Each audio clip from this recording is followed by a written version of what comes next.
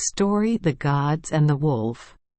Among the Aesir, or gods, is reckoned one named Loki or Lopshur. By many he is called the reviler of the gods, the author of all fraud and mischief, and the shame of gods and men alike.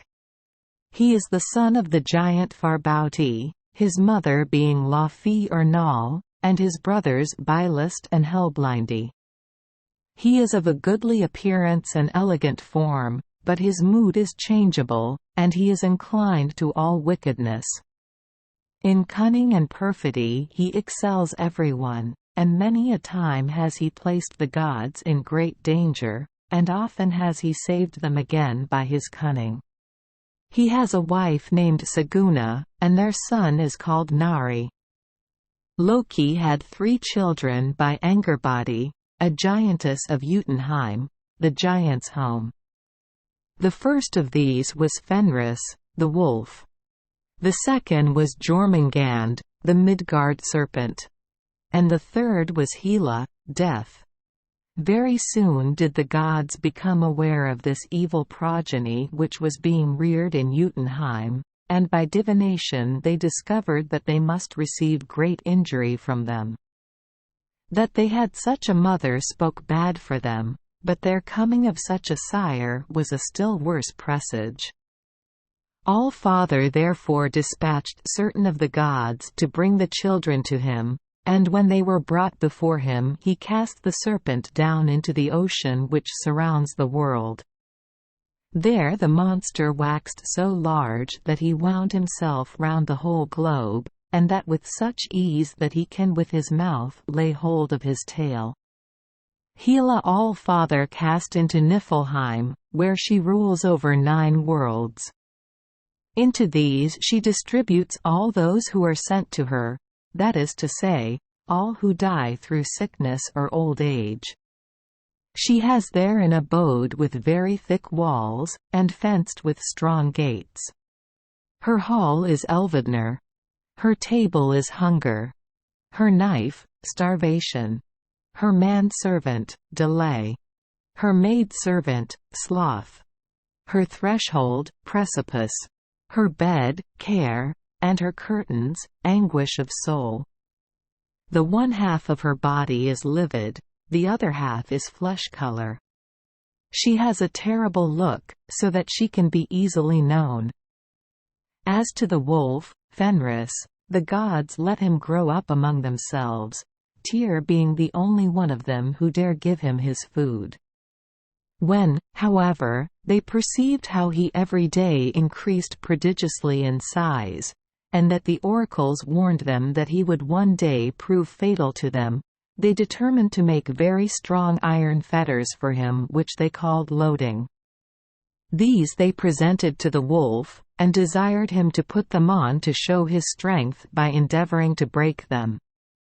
The wolf saw that it would not be difficult for him to burst them, so he let the gods put the fetters on him, then violently stretching himself he broke the fetters asunder, and set himself free. Having seen this, the gods went to work, and prepared a second set of fetters, called dromi, half as strong again as the former, and these they persuaded the wolf to put on, assuring him that if he broke them he would then furnish them with an undeniable proof of his power. The wolf saw well enough that it would not be easy to break this set, but he considered that he had himself increased in strength since he broke the others, and he knew that without running some risk he could never become celebrated. He therefore allowed the gods to place the fetters on him.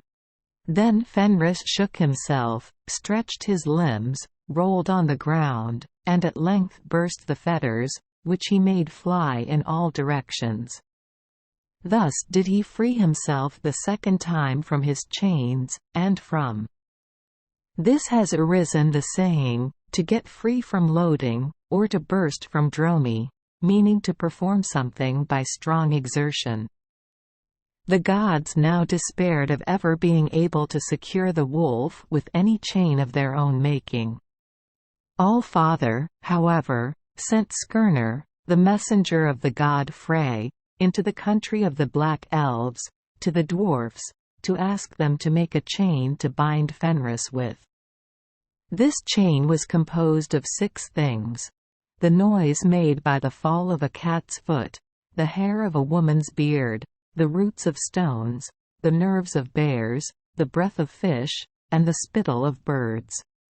The fetters were as smooth and as soft as silk, and yet, as you will presently see, of great strength. The gods were very thankful for them when they were brought to them, and returned many thanks to him who brought them.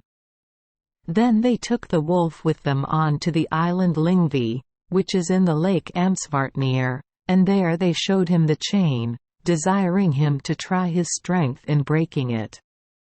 At the same time they told him that it was a good deal stronger than it looked. They took it in their own hands and pulled at it, attempting in vain to break it, and then they said to Fenris, "No one else but you, Fenris, can break it." "I don't see," replied the wolf, "that I shall gain any glory by breaking such a slight string.